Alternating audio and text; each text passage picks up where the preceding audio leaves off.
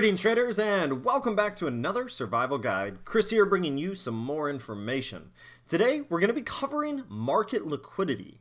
Market liquidity is one of the core concepts of trading. It's important to understand how it works, so that's exactly what we'll be covering, how it works, what it is, and why it's just so important to understand how to read. All of that and more is coming up, but before we go any further, would you do me a favor and click that like and subscribe button down below so I can keep coming out with these videos for you guys. But without further ado, let's get going.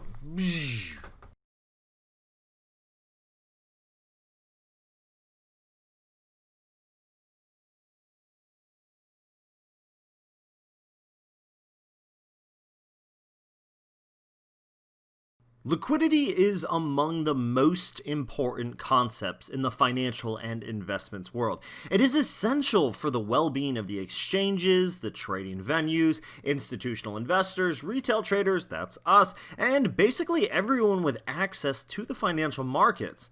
So we're going to cover exactly what it is when a market is liquid. We'll start there. Market liquidity indicates the ease of converting assets into cash without affecting their price, and that is an important concept. It's the ease of converting them into cash without changing the price of the underlying asset to a great degree.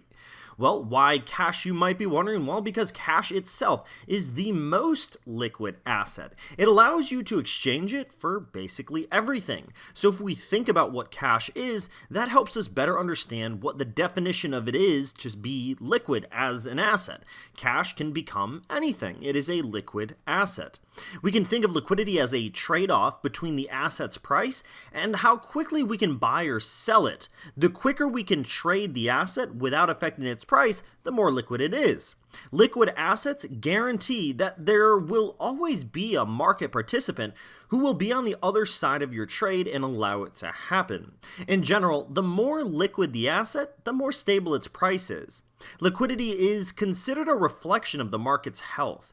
Investors always prefer liquid markets as they equate to more stability and less risk for their long-term strategies.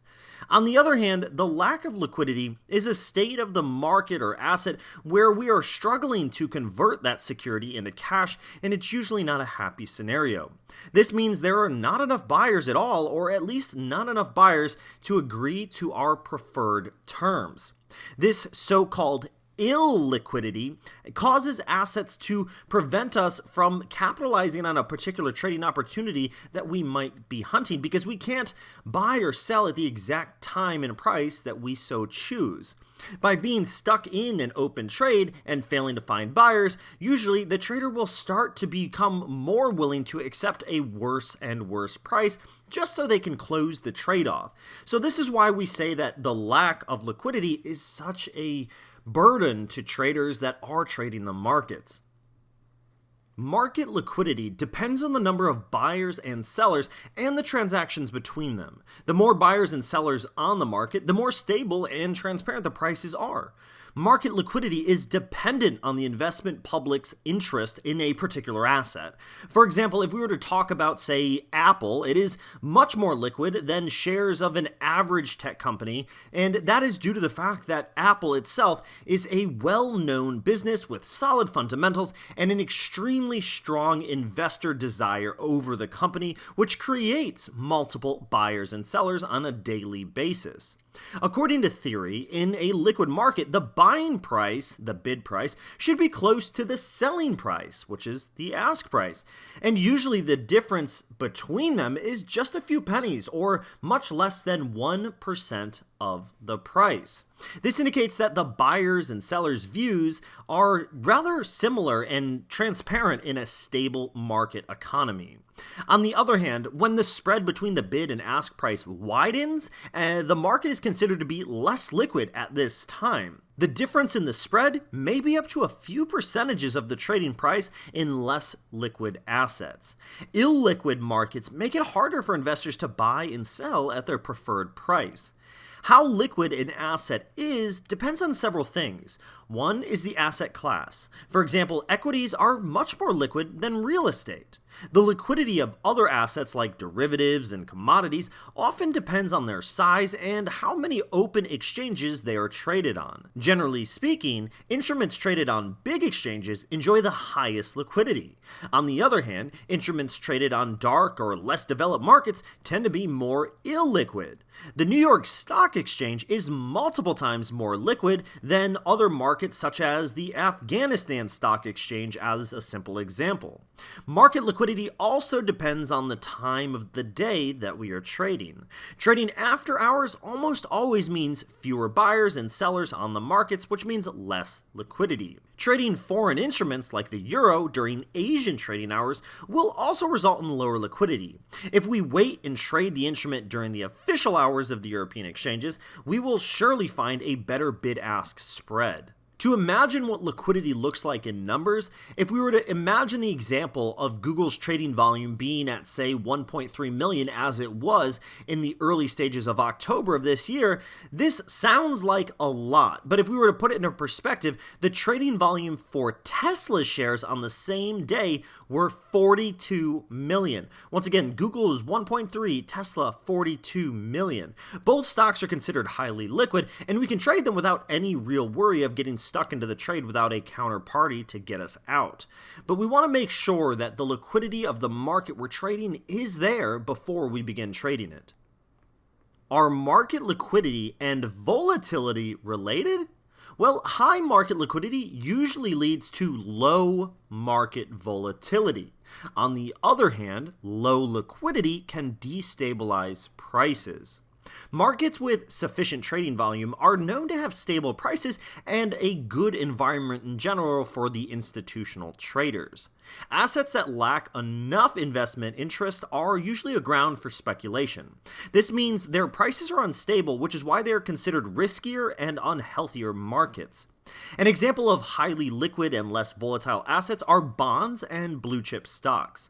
To better understand the relationship between market liquidity and volatility, think of orders as a way for companies or individuals to vote on where the market is going next. As we know, the more votes collected, the more representative and trustworthy the final result will become. Now let's translate that concept in the context of trading. In that case, the bigger the number of buy-sell orders there's high liquidity, the more stable the price will get, which means low volatility. This means that volatility and liquidity have a reverse relationship. If volatility increases, in most cases, this is an indication of lower liquidity. On the other hand, if liquidity jumps, then volatility will most likely decrease. Here we should also mention the fact that the relationship between liquidity and price does exist. An asset is truly liquid when buying or selling even large quantities, and at once it doesn't significantly affect its price when you're doing this. Imagine a situation where we live in a small neighborhood and manage to sell our house for a significantly higher price than the average on the market. Then our neighbor does the same. Due to the small number of real estate available, or the small number of houses available in this region, the chance of these two events happening will drive the average housing price higher because your house sold higher. So this is relatively the same concept with stocks.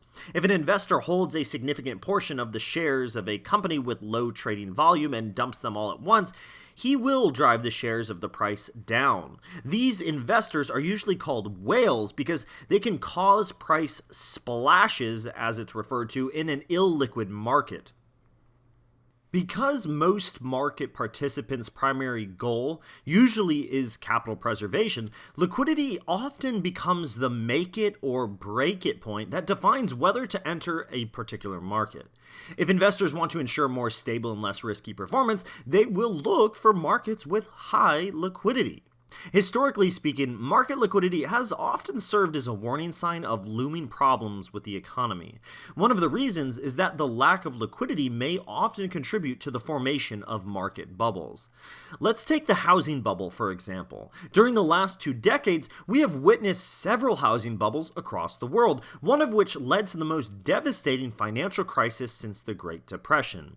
A housing bubble forms when the number of sellers on the market surpasses the number of buyers with a great margin. The market then becomes illiquid, without it being reflected in the price, if the price is now moving disproportionately, When there is an equilibrium between buyers and sellers, the demand is stable, which leads to more houses being built. This, on the other hand, leads to higher real estate prices. At some point, buyers start investing in real estate not just to live in, but to profit from it. This further increases the demand. However, this process is finite, and once it reaches the critical point where the supply significantly surpasses the demand, the market becomes illiquid and the prices get volatile. The real estate loses value, and at some point, the bubble bursts. Of course, there are several other factors that also contribute to housing bubbles, like cheap credit, for example, but you get the idea. So, the case with markets is quite similar. Stable and liquid markets are a sign of a good and healthy environment. They allow institutional investors like pension funds and insurance companies to take part and invest their capital.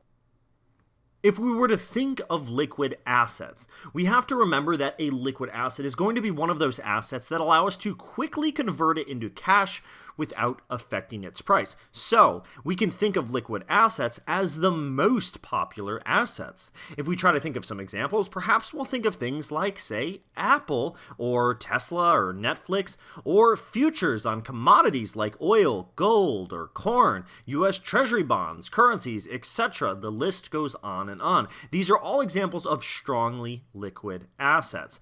This means that we have an asset that we can invest in, usually without worry that we're going to have a gigantic spread or an inability to close out of our position. The general consensus is that an asset is liquid when it can be bought or sold in a few hours. Now, most of us are more interested in buying or selling in a few minutes when we're actually trying to get out, and all of the assets listed are examples of asset that should be no issue.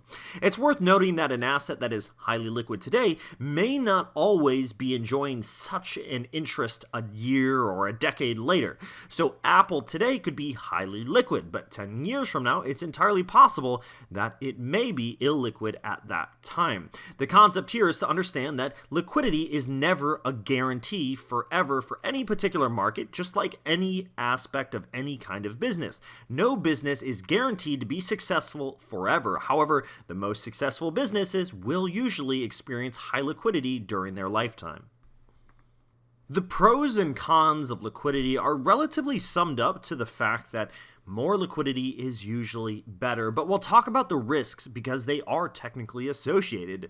The risks really just lie in the periods of low market liquidity, because low liquidity leads to those unstable prices like we talked about and worsen market conditions. This is why investors with significant exposure to a particularly low liquid asset are considered a potential source of high systematic risk. They are considered to be an investor that exposes themselves to this unnecessarily high systematic risk. Because if the instrument's price starts going south and the investor decides to dump his assets, then it can lead to a snowball effect and it can tumble even further, and in the end, smaller investors will end up losing the most. Low liquidity should serve as a warning sign that if we decide to invest in the particular market, the risk of getting stuck in it in an unstable market period is quite high, and we may not be able to execute our orders. So this is quite dangerous. And it's worth noting that during periods after dramatic political, global, or market events, including the post-9/11 period in the US, the months after the global financial crisis, all of these periods, these are areas where the market became illiquid as fear and uncertainty took over and more investors head for the exit, and there's less opportunity for people to get out of the market where they want with a counterparty. On the benefit side of liquidity, liquidity is the fuel that powers the financial markets. And the good thing is that most of the time when the economy is doing well, the global situation is stable, and there is relative equilibrium between the buyers and sellers in multiple markets, even in those niche-specific assets. As an investor, we can realize that even during periods of low liquidity or dramatic events, the markets can still be a healthy place to trade. The COVID pandemic recently is a good example of that. The financial theory behind how the different sectors were hit would point to the fact that the tourism sector arguably was hit the hardest because of the travel restrictions.